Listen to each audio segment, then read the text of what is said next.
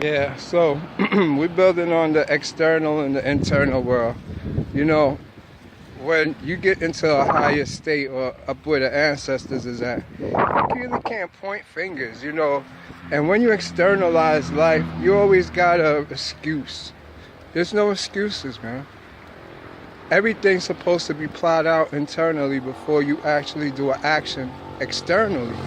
And so by us not learning the internal and only externalizing everything, the perspective of life is only from the five senses. We're going to get into the five senses too when we get into the yoga, because it's part of the chakra system. And we don't understand the 77,000 points of the chakras in our psychic side. You don't understand life. This is not the real world. This is not the real life. And, the government, your teachers, nobody really know. Everybody is just following the system that always been here. It was put here for a purpose, and all we do is enforce it. It's a machine that runs by itself.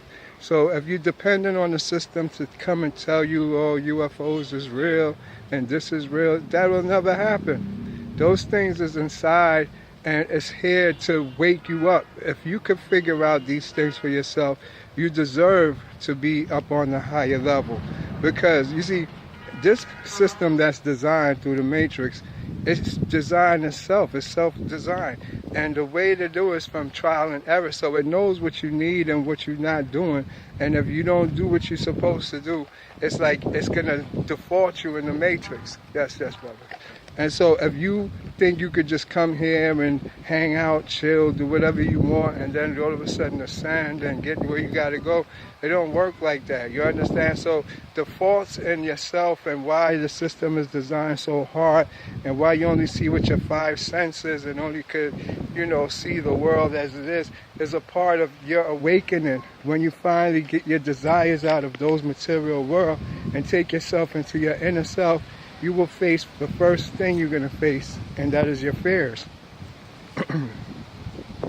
A lot of people think they have fears, but you don't have fears. It's something that you're avoiding. It's the same way, like what they say is like, who am I? Or what am I doing here? What's my purpose? Why are we being deceived? Why they don't tell us who black people are, white people?